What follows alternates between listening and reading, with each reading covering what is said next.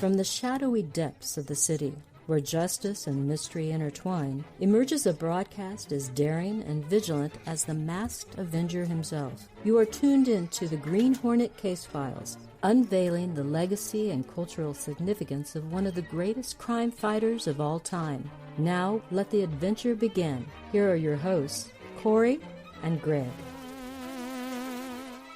Hey, that be us. That is us. Been a minute since I've heard that buzz. Mr. Corey is under the weather. Are you feeling any better? I actually am feeling about 1 trillion times better than I was the past few days. Well, that's good. It was deep in the lungs, and I couldn't breathe, and it was rough. Yeah. Well, he's back, and he's bad, and we're going to get through this one way or another. How about that? So, this is episode 26? 26. The episode with Kelly was 25, and you know what this is? Marking 1 year of the Case Files, baby. I am stoked. I am stoked about this. It's funny when we talked about it, before even recording episode 0 or anything, we were like, yeah, we can get 8 or 10 out of it. Yeah. We weren't sure how far it could go, and I'm pretty impressed. I actually am too. In fact, one of our guests fairly early on, Bentley, who was on episode 10, I think, or somewhere along in there. I don't know. I don't have the list in front of me. Ben was like, anybody who makes it past 12 is doing pretty good. Yeah, I think we are. I really do. And then obviously it's thanks to everybody who engages and sends in stuff and keeps us knowing that people are listening, which is appreciated. Yeah, it definitely is. But yeah, so it's funny because it's been a minute since we recorded. I went to Emerald City Comic Con. That's right. And while there, I was, perusing around and looking at all the stuff, and I went down the artist alley, and we came across an author selling some books, and we stopped because they looked right up the spouse's alley. And so we were looking at the books, and as I'm looking, I looked down 3 booths down, and there is Jason Bond. Our buddy Jason Bond from one of our first episodes. Yeah. And I got all excited and tried to make my way over there, and there were so many people I couldn't make it to his table. Wow. So just by the time we were done and had to move to, whatever the next thing we had actually booked, but I didn't get the chance to say anything, but I saw him and I got super excited and I wanted to be like, hey, I'm Corey. Yeah. Have you not met Jason before? I have not. Not. We'll rectify that. Jason was guest number 2. I actually had to go out, and he was in the process of changing jobs at the time, and I took a recorder out and met him at his job site, and we recorded that episode. I think it was episode 4, maybe, when we first started talking about becoming the Green Hornet. Yeah, what it takes to be the Hornet. Yeah. Yeah. In fact, we're going to talk about that coming up here a little bit. For those of you that maybe are brand new, my name is Greg Martin. I am just a Green Hornet aficionado all the way across. I have some broadcasting background, so I don't know if you hear that a little bit in the voice or not. And, come on, what are you talking about there? It's so funny you bring that up. The other day I got in the car with the kids to take them to school, and I normally try and get Google to read you the news on the way. Right. And no matter how I did it, it wouldn't go off. It wouldn't recognize. And then finally I was like, hey, Google, read me the news. And it worked. Yay! Cash goes, did you have to get all sexy with it? That was weird. Well, sometimes, you got to do what you got to do. That's right.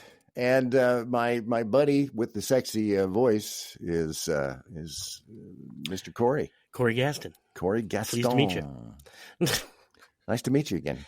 So, yeah, we're just two schmucks that love the Green Hornet. They've been trying to talk to people. I have a feeling if they're listening to this one, they know. I would like to think so, but I always have to remember that there are newbies that are always popping in, and I do appreciate that. We did have, speaking of newbies, Red Shirt Bob sent us a note and said, "Holy crow!" Was that in Batman? Holy no. It could have been. It or could it's a have crossover. been. Could have been a Robin thing. Holy crow, Batman! I just stumbled across your podcasts. The Green Hornet is one of my favorite heroes, whether it's the radio series, the serials, TV, or even the movie.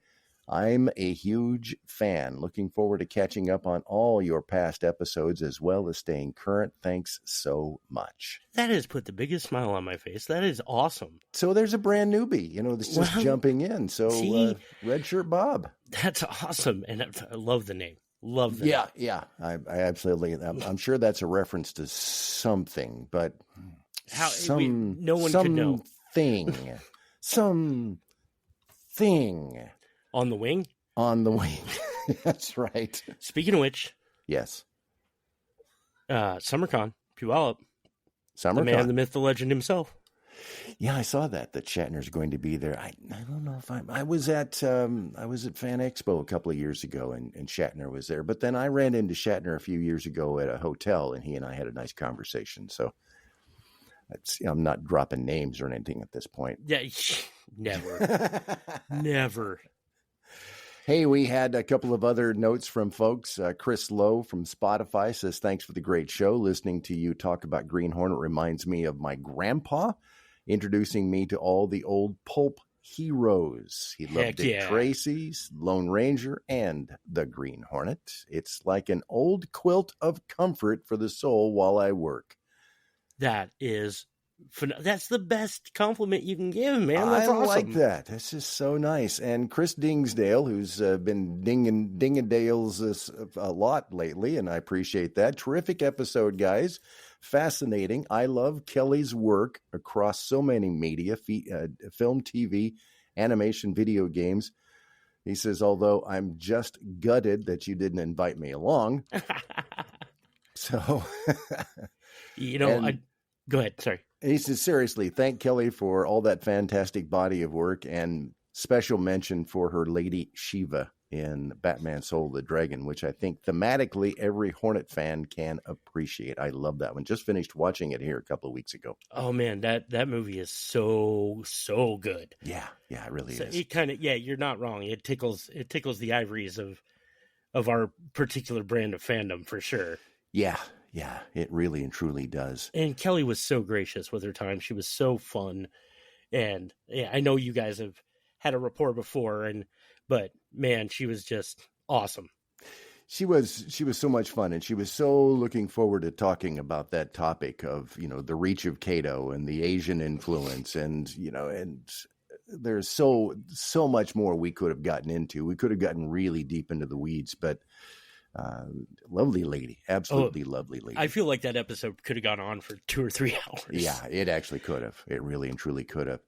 Green Hornet Case Files, we have been doing this now for officially 1 year. Every other week, we decided early on that once a week is, while probably everybody would enjoy it, for you and I to try and schedule our time.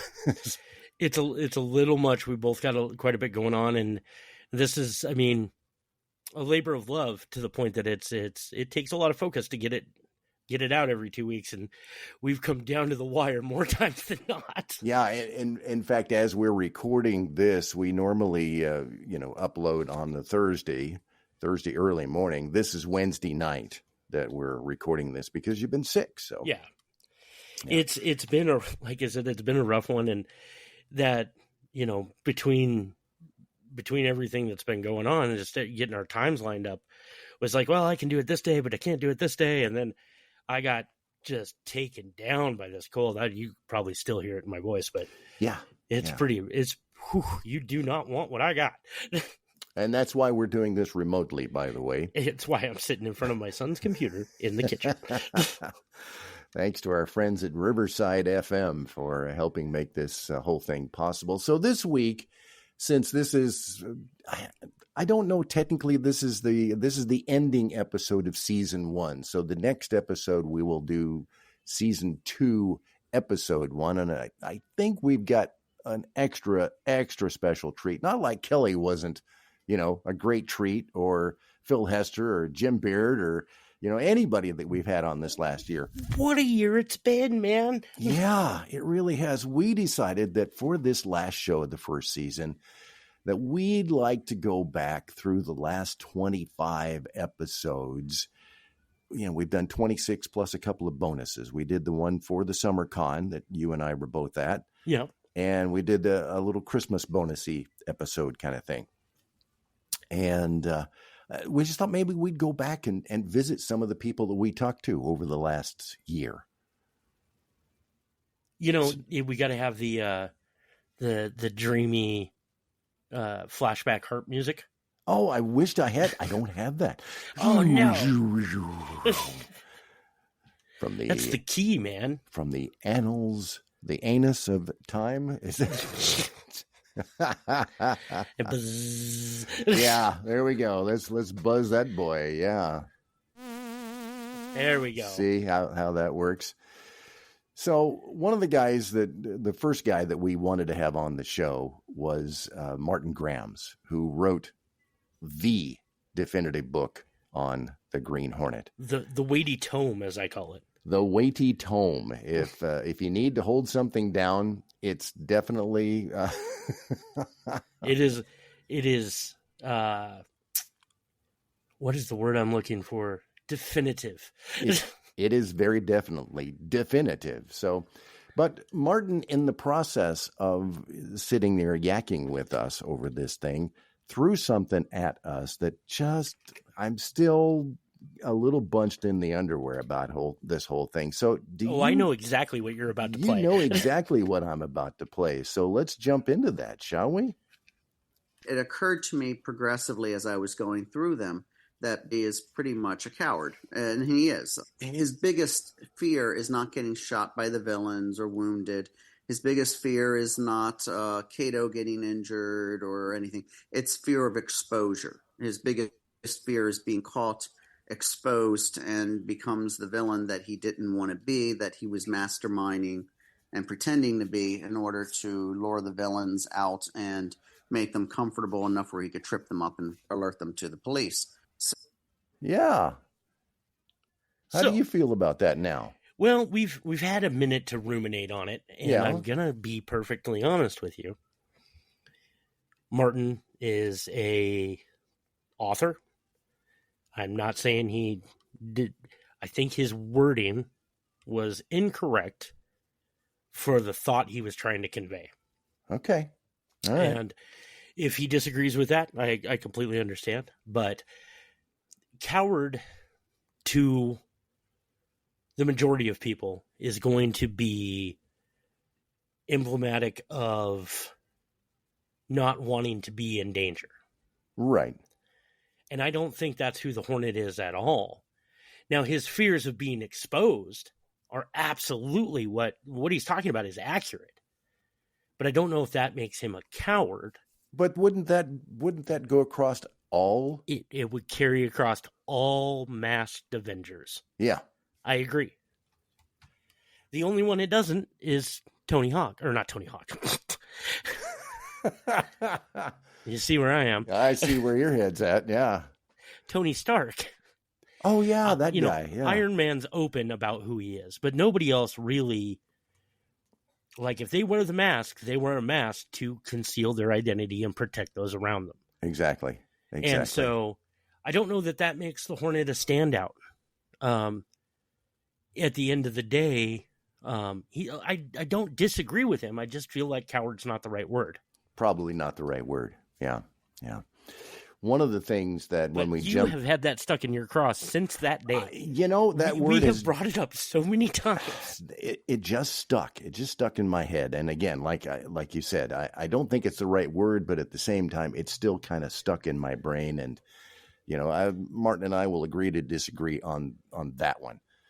So, but one of the things that I wanted to address, and we've touched on this 3 different times, I think now, and that is becoming the Green Hornet, how would you or I become the Green Hornet? Well, like we've tried to direct. Well, it's a part of the series. It's a part of the show. Is coming back to that question over and over and over. Is how to pull off being a vigilante. Yeah. And we have had some interesting opinions for sure. Yeah, definitely.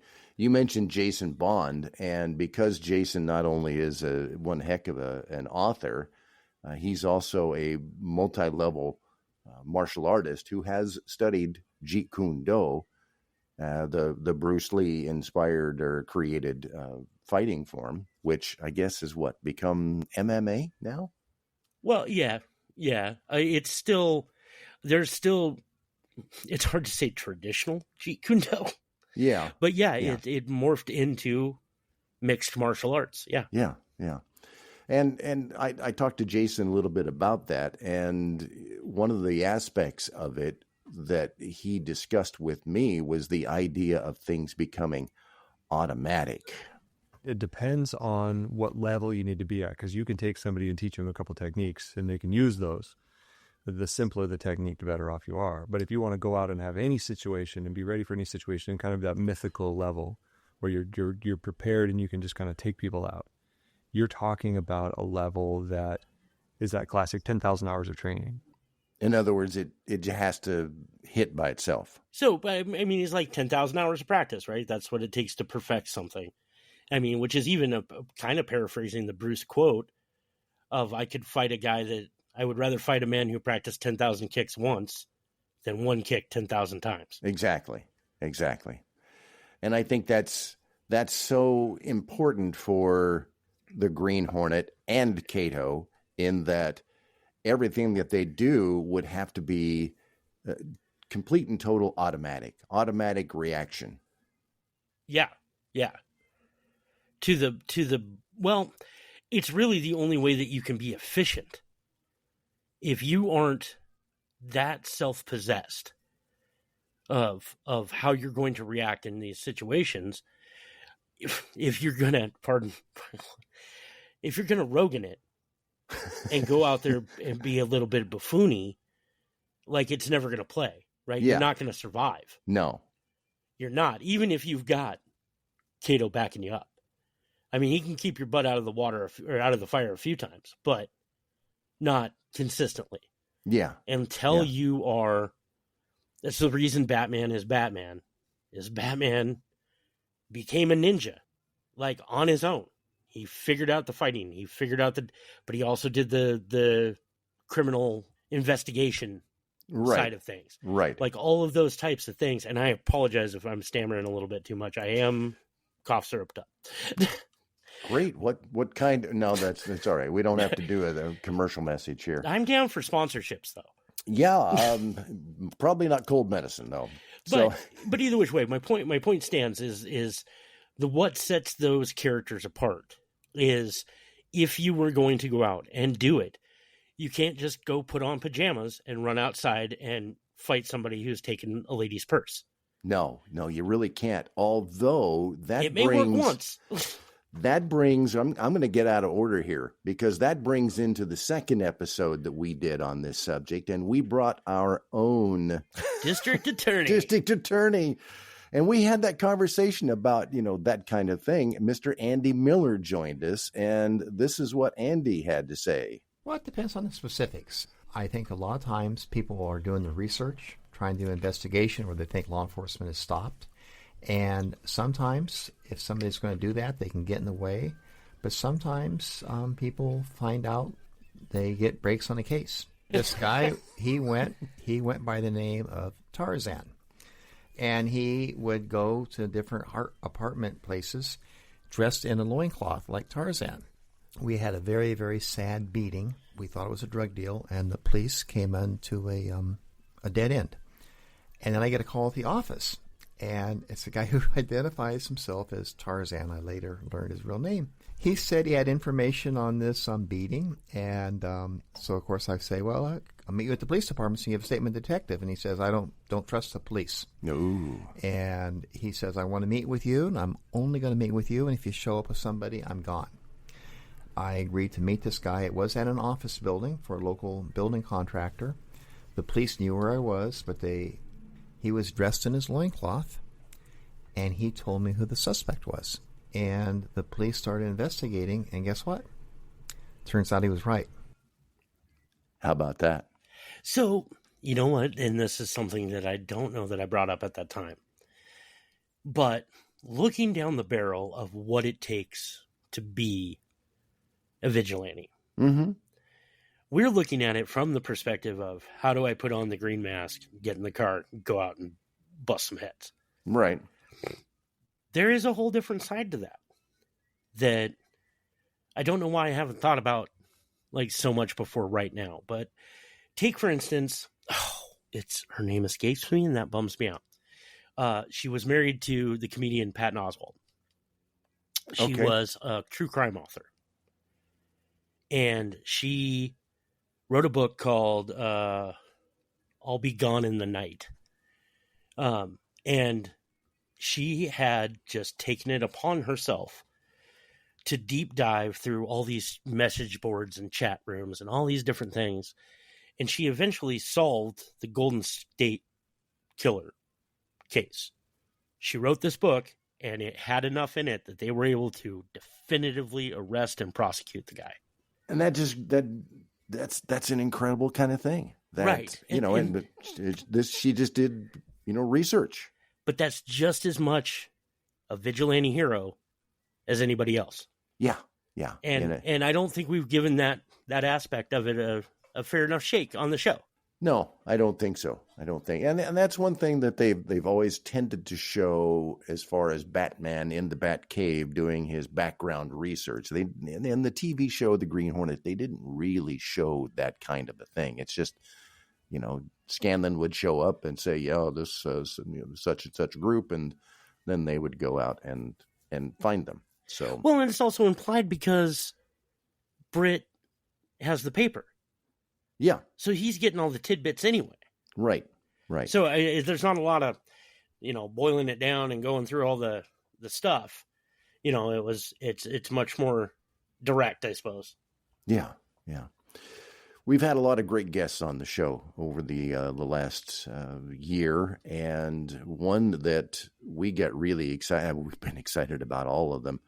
But one of the guys that kind of took the Green Hornet from a sort of a standstill and sort of recreated things was comic writer Ron Fortier, depends on how you want to say his name, right? Ron was so great and so just awesome to talk to. We had so much fun with that episode. We did. And he dug in and started telling us, about the research that you're talking about research. Yeah. Ron jumped in and did this. Any project I ever tackle, I'm one of those guys who likes to do research, to do my homework. And I thought, well, before I write word one, I want to know who the Green Hornet is.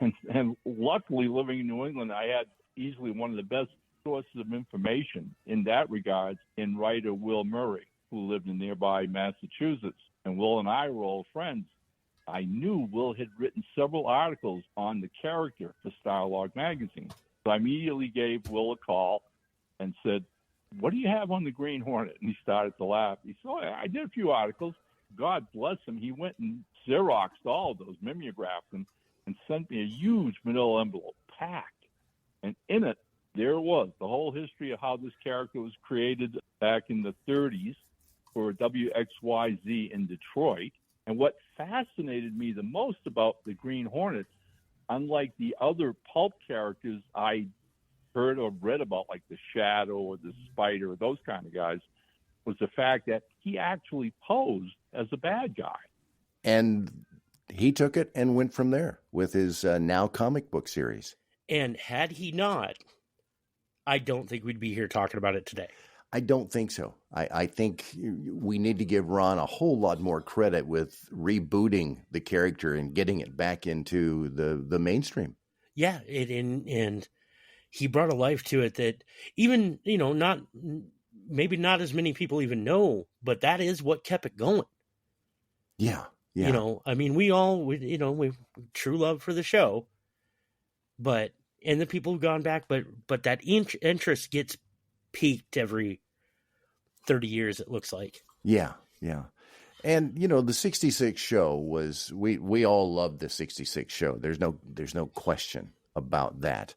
But because of the failure of it to really connect with a bigger audience, we have to look to things like the comic books, and God bless comic book artists and writers. They have done such an incredible job over the years of keeping us connected.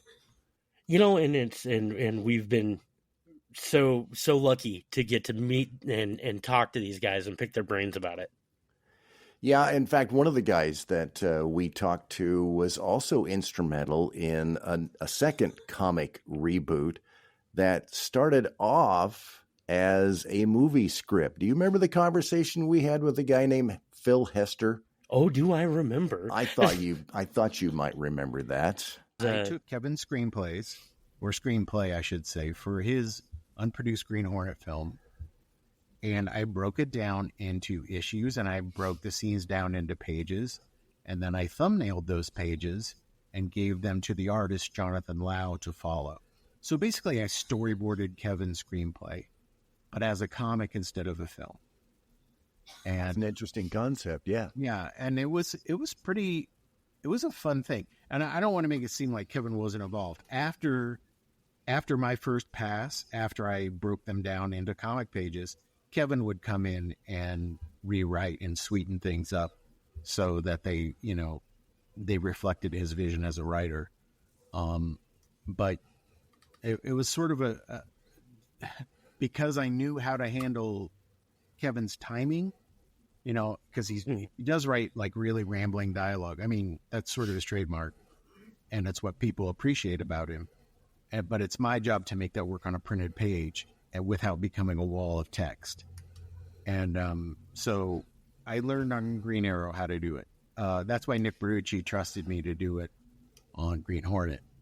I didn't mean to cut you off while you were talking there, Mr. Corey, but...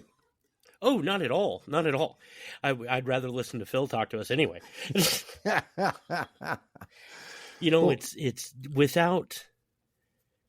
so wonderful that we got the story that would have made an incredible movie. Yeah. Yeah. It would have been, had they just gotten behind it enough, it would have been huge. I really think that. I think you are correct. I'm also hedging my bets that we maybe will be in the front row for something, maybe 2026. I got my fingers crossed about something. Ooh. Is that a story for another time? That is a story for another time. You son of a... Yeah. I still think I have someplace the award that the other podcast group gave me for doing that. Yeah. The story for another time award? The story for another time award, yeah. I still think that's the podcast, man. We got to do one of those. I've been beating that drum for 5 years now. One of the people I was really excited about getting a hold of, and it was a bit, I'll be honest and say, it was a little bit of a letdown for the fact that she didn't have more stories about the Green Hornet. But Bill Dozier's daughter, Deborah Potter, she was just so delightful to talk to and was so excited. So easy to talk to. It's so much fun. And just genuinely interested in the fact that people were still interested.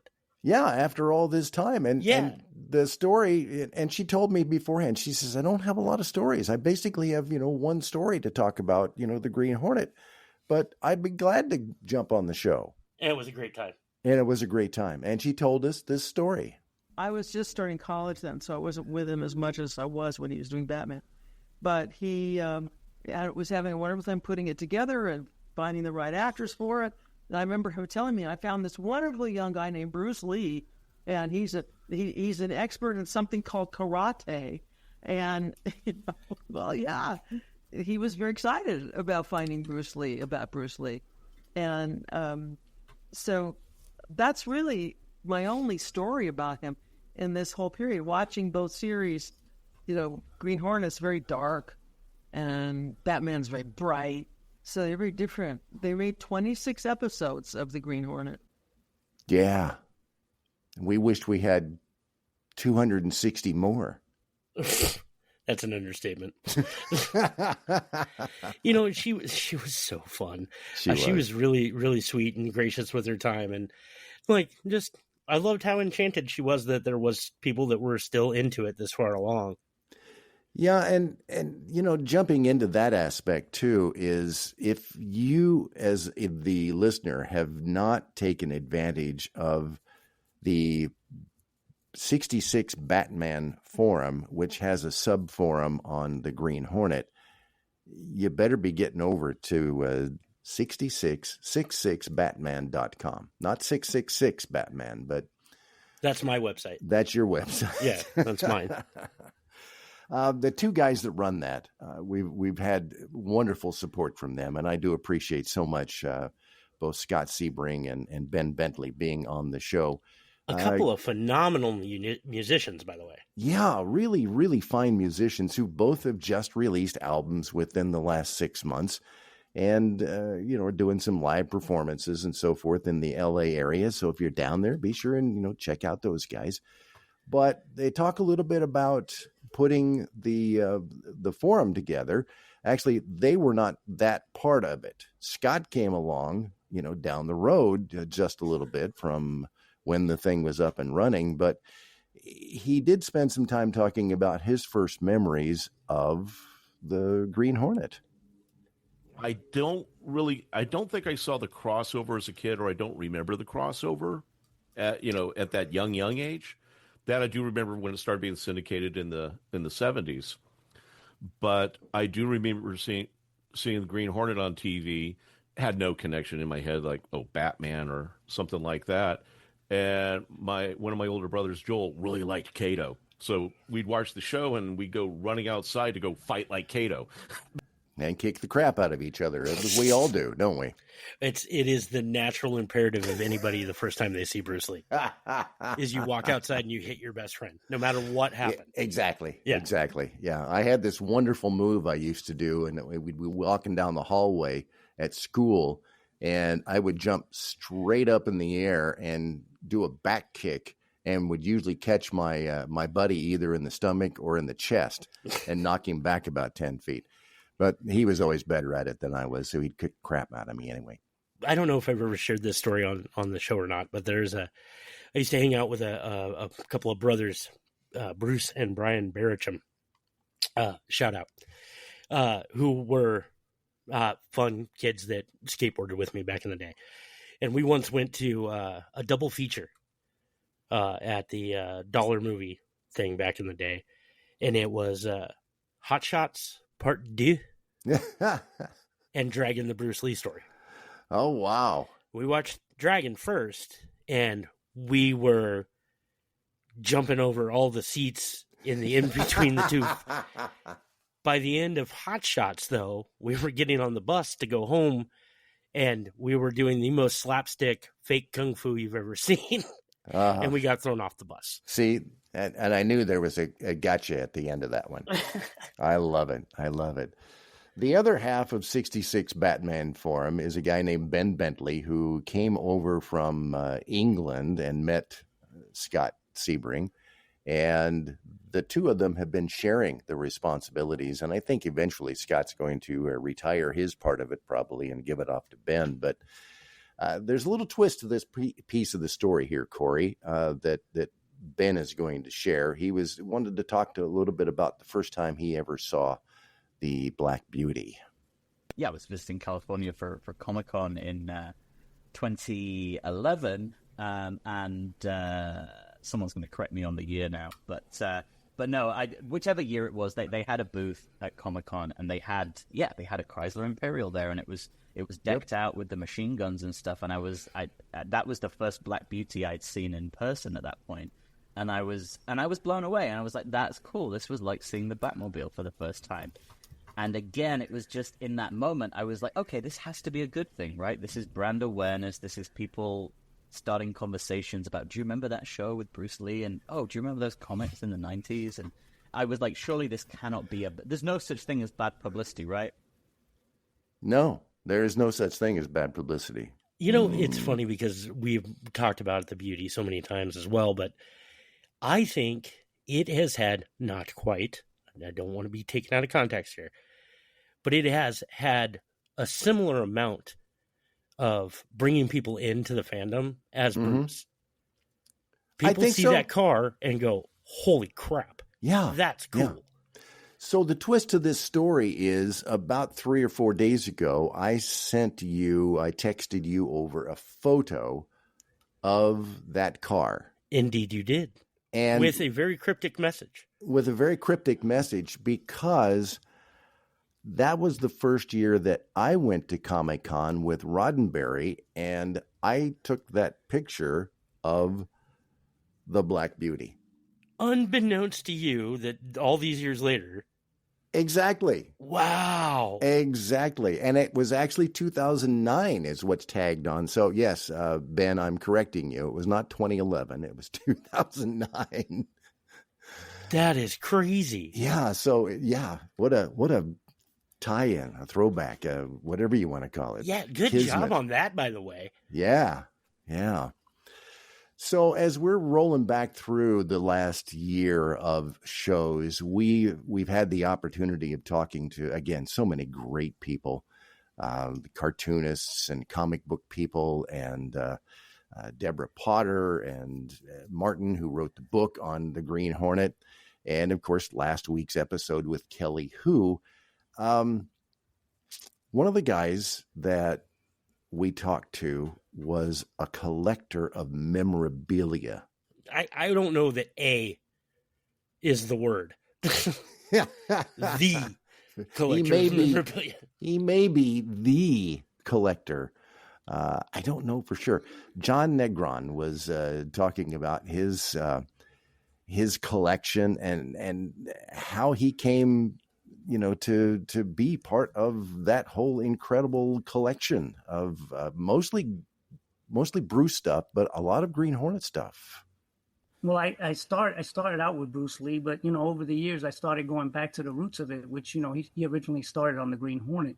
He did make some television appearances on Marlowe, Here Come the Brides.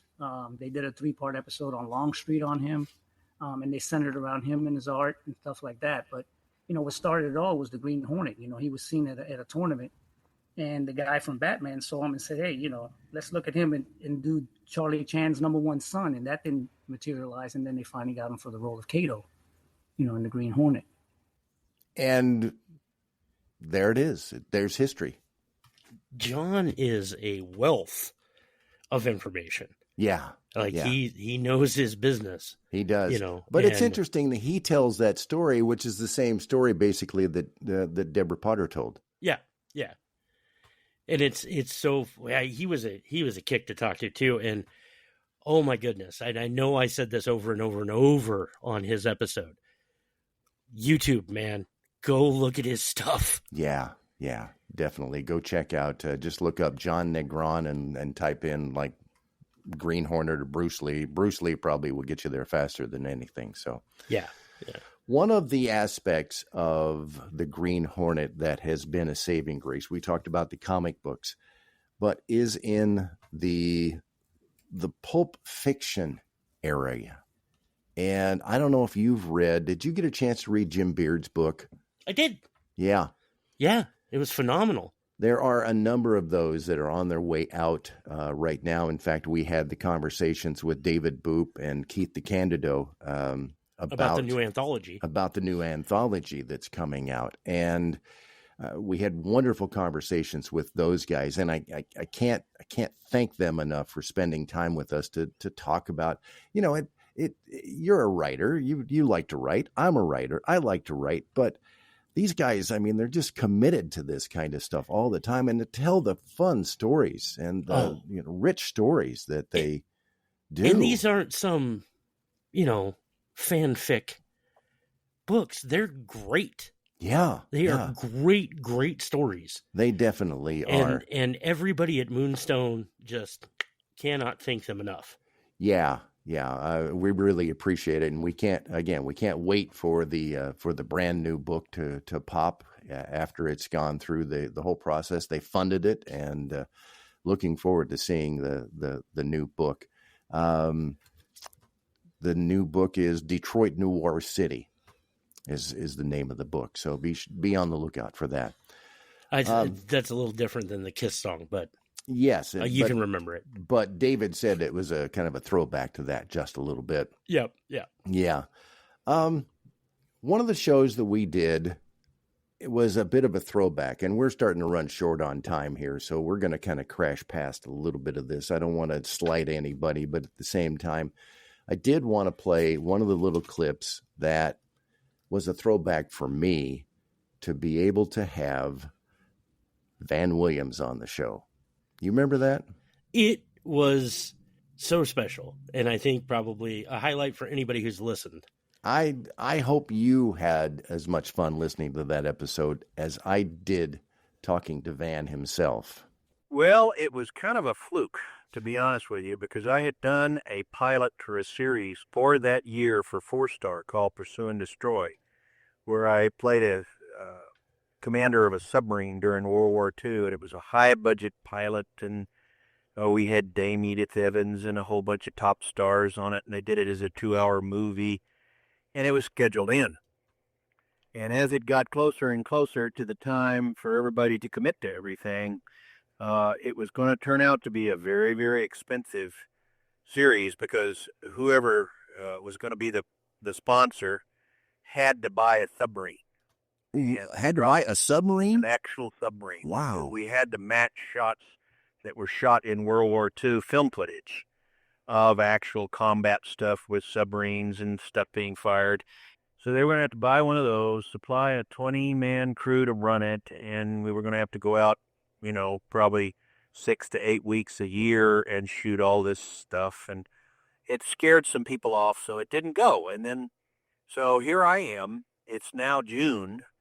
I don't have a series for that year because they pulled the rug out from under it. And they had not gotten the Green Hornet. Well, I didn't even know about the Green Hornet. I mean, I had listened to the radio show and everything else. Sure, like all of us, yeah. Yeah, and a good buddy of mine had done, Adam West had done Batman, and I had seen a couple of those and whatever.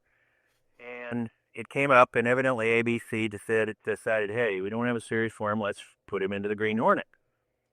So I went over and talked to Dozier, and there was no way I was going to do that show the way that they had done Batman, because I thought they had done a total 100% getaway from the original Batman, with the way we were playing it and everything else. And I just could not see, because I was a big fan of the Green Hornet radio show, and I just could not see them playing that way. So when he and I sat down, it was one of those deals where Dozier said, we're not going to do it that way. We're going to play it straight, and this, that, and the other. So my agent, who had worked a heck of a deal with 4-Star, started wheeling and dealing on that.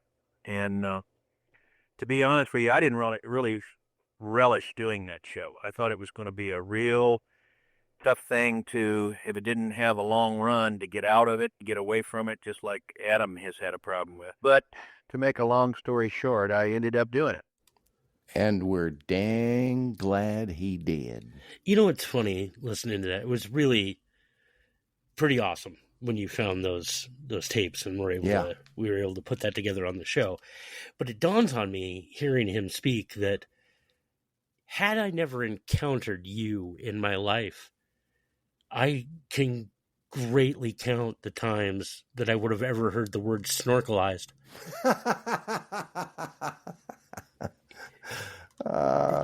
I am so glad I could be a part of that for you. I'm so glad. That's a long way to get to a scuba joke about you. I could snorkelize, with the best of them. Oh, it has been an incredible ride. I mean, we've had so many great people. Bill Morrison giving us a story about his Green Hornet coat, and then, of course, last week's episode with Kelly. That coat story. The coat story. Oh, it slays me.